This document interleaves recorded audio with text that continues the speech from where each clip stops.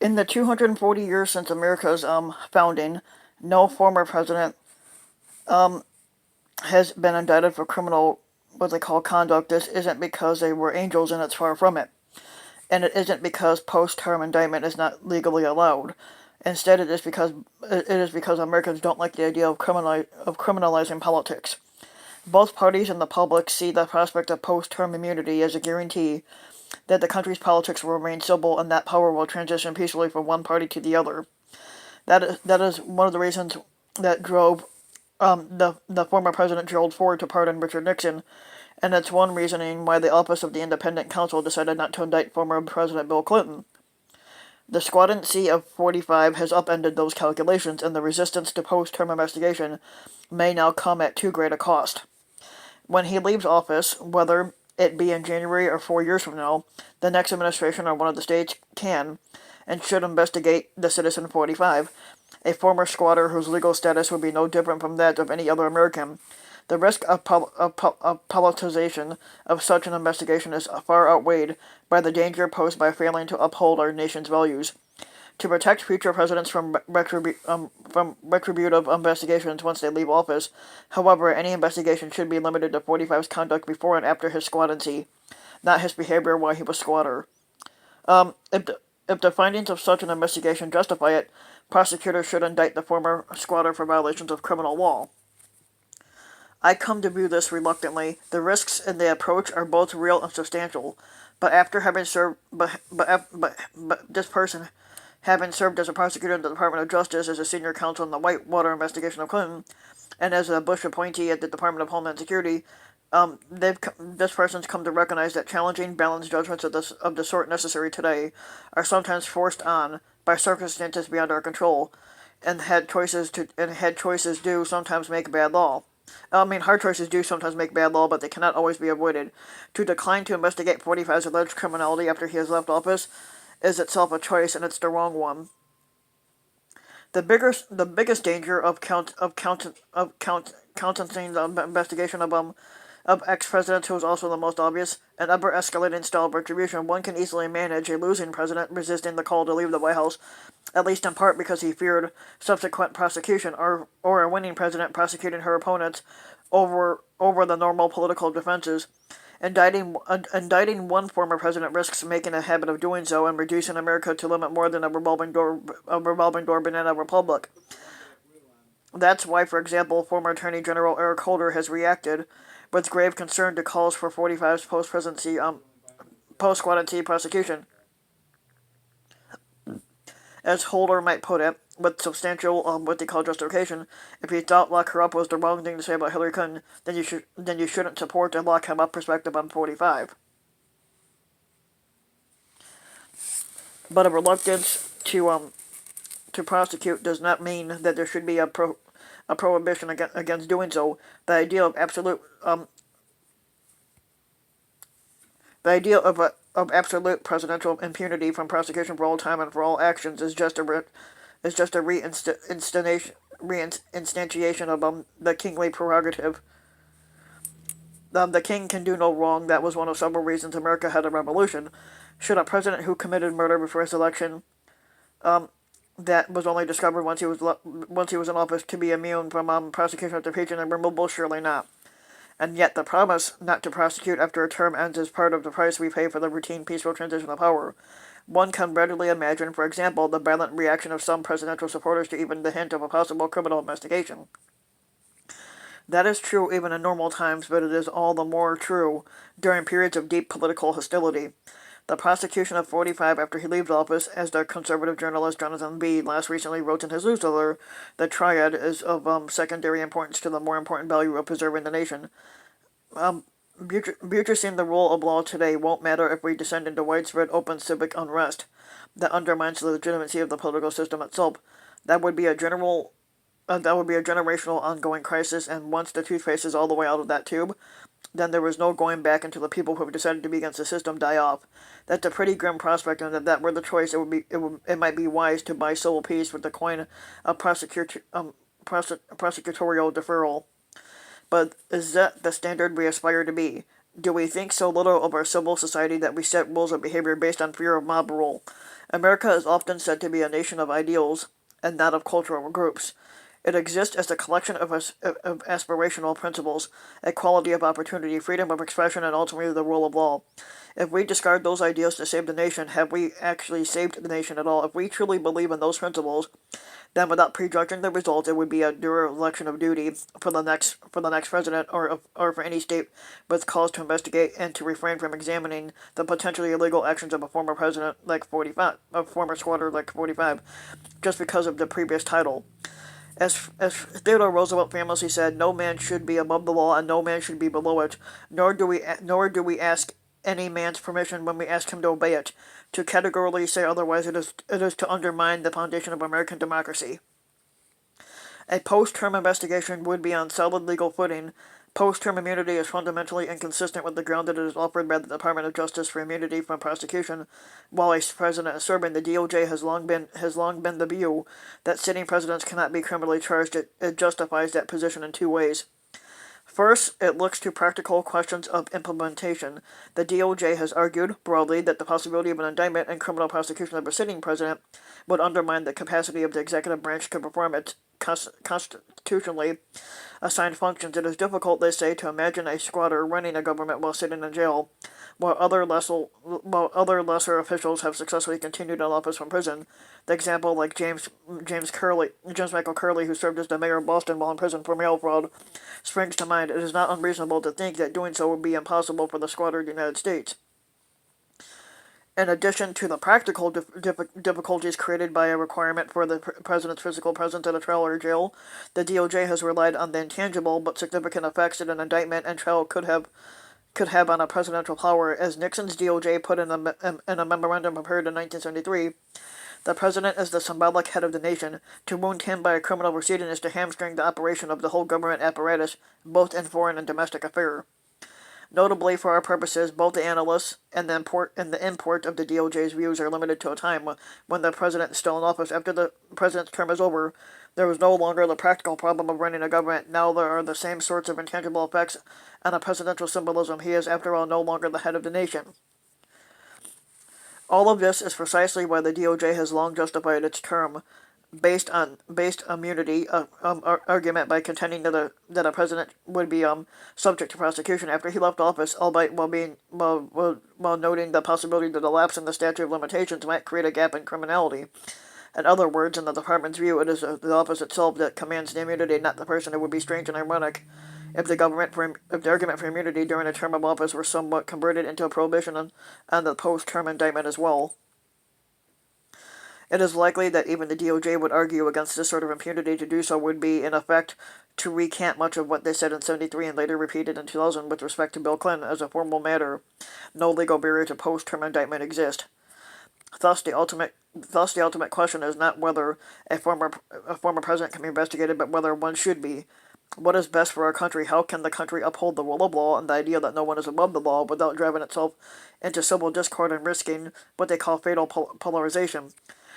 These are no easy answers here.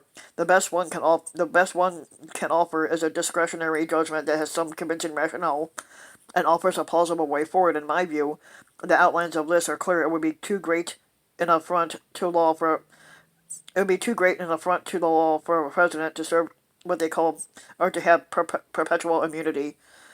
At the same time, the risks of polarization from criminalizing decisions that were made by the president during the course of a presidency is substantial. Alternatives, such as impeachment and a loss of election, exist that can address those wrongs. Now, hence, let us try to thread the needle here. Forget the prospect of prosecution for actions undertaken while in office, but recognize that crimes a president commits while a regular citizen should not be excused just because he or she has served as the president of the United States. This is not by any means a perfect solution. In a parade of horribles, there might be an edge cases of a conduct that occurred while the president was in office that would be so egregious we would want them to be criminally addressed. If, say, a hypothetical future president committed murder while in office, we would hope that a post-term prosecution for that offense would be permissible. This example suggests that a ban Um, yeah, this example suggests that a ban on temporarily based prosecution may be too broad and would, if strictly interpreted, revive the kingly prerogative against which we rebelled. On the other hand, any bright line temporal rule that we adopt as a prudential matter has the virtue of being so easy to administer and of avoiding and would avoid a post-term dispute about the level of egregiousness necessary for certain conduct to be prosecuted. As a theoretical matter, the discretionary policy of not prosecuting the next president for acts committed while in office, especially those involving even tangentially the execution of his official duties, it would have to yield in extreme cases, and while we cannot, with precision, define what those extreme cases might be, one hopes we would know them when we saw them. Thankfully, we have yet to confront this degree of egregious behavior for now. It is sufficient to articulate a general rule.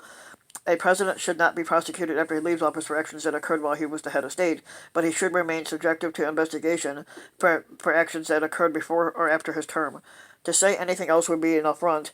The powerful should be held to accountable for society to function. All Americans must believe that crime doesn't pay and that everyone is equal before the law. To avoid strife, we may exempt a president from criminal investigation for his political actions, however heinous and criminal the acts may be. But if we go further and extend to him the kingly prerogative of impunity for his lifetime, we go a long way to destroying the faith in the rule of law that undergirds democracy. With these concerns somewhat resolved, how do we decide to investigate former Squatter 45? In many ways, the investigation of an ex-squatter should be so different from that of anyone else, as in other cases, a prosecutor would conduct interviews, subpoena documents, serve search um, and serve search warrants, convene a grand jury, and in the end, if appropriate, ask the grand jury to return an indictment. And there may be plea agreements or trials, and then convictions, appeals, and ultimately perhaps a prison sentence.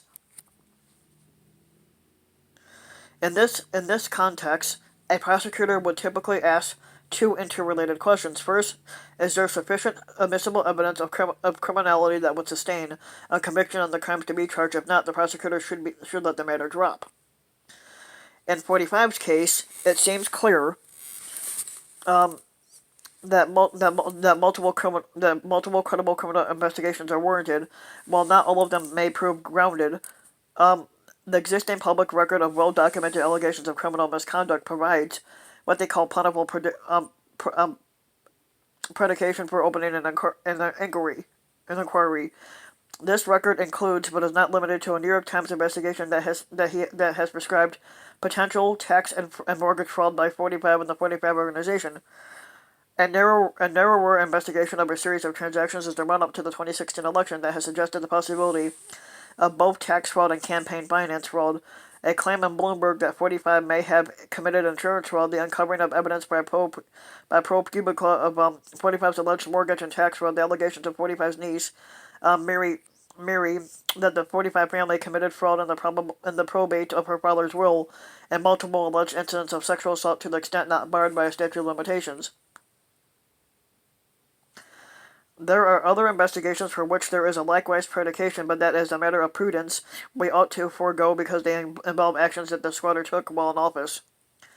For example, more than 1,000 prosecutors have concluded that the Mueller report uncovered ample evidence of 45's criminal obstruction of justice, and additionally, former 45 staffers have reported the squatter's corrupt offer of a pardon for illegal conduct that advanced his political interest. One cannot, of course, know what an investigation of the allegations of pre-term criminal conduct might ultimately uncover, and indeed at least one and possibly three investigations are ongoing, but where 45 just an average citizen, there would be a basis to opening up an inquiry into his behavior. Which brings us to the second question. If prosecutors, at least those in the federal system, which I am more familiar with, conclude that there is sufficient evidence to prosecute, they will ask if reasons of public policy exist that suggest that the prosecution should not be brought. Typical reasons might be that it's a small enough infraction that it's not worth their time, but they don't have enough resources, or that the prosecution won't have any what they call deterrence value.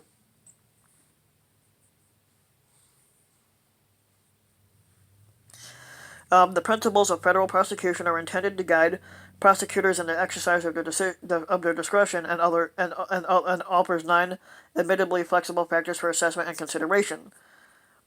The first of these, which asks what that current federal priorities are, and it is not specific to any individual. It allows, for example, for an administration to say that it is forcing on drug crimes, or for another to devote resources to fighting child pornography or white collar crime. The remaining factor, however, deals with the specifics.